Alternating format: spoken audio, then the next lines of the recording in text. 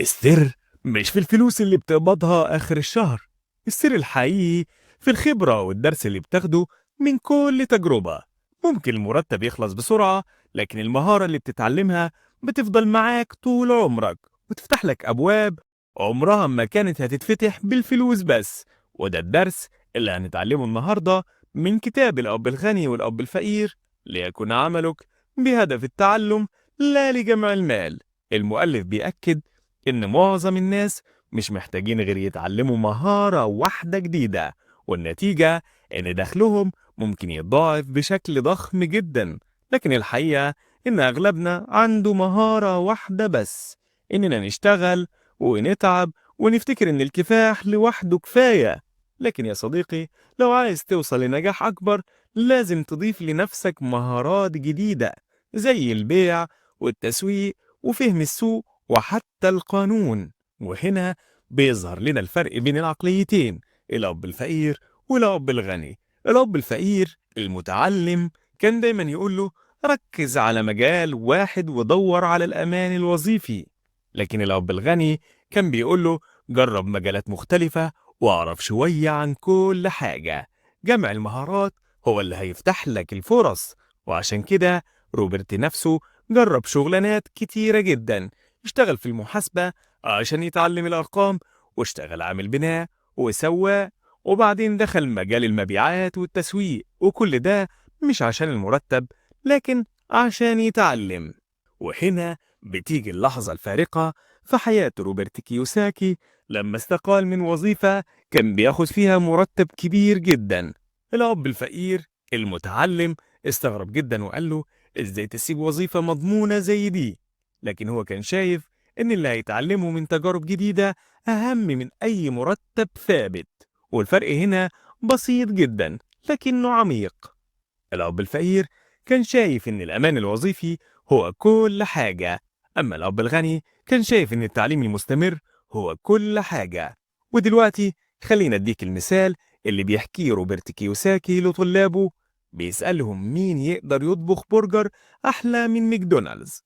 معظمهم بيرفع إيده، فيرد عليهم طب ليه ماكدونالدز بيكسب مليارات وانتوا مش كده؟ الموضوع مش في جودة الأكل، الموضوع في النظام والتسويق والإدارة. وده بالظبط اللي ناقص عند أغلب الموهوبين، عشان كده بيفضلوا فقراء. ودلوقتي هقول لك على المهارات المطلوبة واللي بيركز عليها الكاتب. الكاتب بيقسم المهارات لنوعين: مهارات إدارية أساسية ومهارات متخصصة. المهارات الإدارية الأساسية زي إدارة التدفق النقدي وإدارة النظم سواء وقتك أو شغلك أو حياتك، وإدارة الناس. ومهارات متخصصة زي البيع والتسويق والتفاوض ومهارات التواصل، الكتابة والكلام والتعامل مع العملاء والموظفين. وبيأكد إن التواصل مع البشر هو مفتاح النجاح، لأنك ممكن تكون عبقري بس لو ما تعرفش توصل فكرتك وتتفاهم مع غيرك عمرك ما هتنجح. المؤلف بيشبه الموضوع بالجيم. القرار الصعب هو إنك تروح تتمرن، لكن أول ما تدخل وتبدأ الباقي بيكون أسهل. نفس الشيء مع التعلم، البداية صعبة لكن النتيجة تستاهل. ودلوقتي هحكي لك القصة اللي حصلت مع روبرت كيوساكي لما كتب كتابه الأول بعنوان إذا أردت أن تكون غنيا وسعيدا فلا تذهب إلى المدرسة. الناشر اقترح يغير العنوان لحاجة أكاديمية زي اقتصاديات التعليم، لكن روبرت رفض لأنه كان عارف إن العنوان الأكاديمي مش هيبيع ولا نسخة. إنما العنوان المثير خلاه يظهر في برامج تلفزيونية وإذاعية كتيرة جدا، والكتاب نجح بشكل ضخم جدا. الفكرة هنا إنك تتعلم من رد فعل السوق وتجرب بجرأة، أهم بكتير من إنك تلعب على المضمون.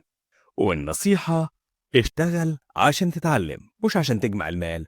ركز على المهارات اللي ناقصاك مش على المرتب. حتى لو الشغل جاب لك دخل قليل في الأول، المهارات اللي هتكتسبها هتفتح لك فرص تكسب منها أضعاف أضعاف في المستقبل. ودلوقتي عايزك تنزل حالا تكتب لنا في التعليقات ايه أول مهارة نفسك تبدأ تتعلمها الفترة اللي جاية تغير مستقبلك للأفضل إن شاء الله. وبكده تكون خلصت حلقتنا النهاردة. لو حسيت إنك استفدت شارك الحلقة مع اللي حواليك، ولو عندك أي فكرة أو موقف مفيد ابعته لنا عشان تفيد وتستفيد. ما هو أنت مش هتستفيد وحدك. استنونا في الحلقات اللي جاية عشان كل فكرة أو معلومة بنحكيها ممكن تكون نقطة تحول في حياتك. وعشان كده اشتركوا في القناة وفعلوا الجرس، ويلا نكمل الرحلة سوا عشان نفيد ونستفيد. ما هو أنا برضو مش هستفيد وحدي. سلام.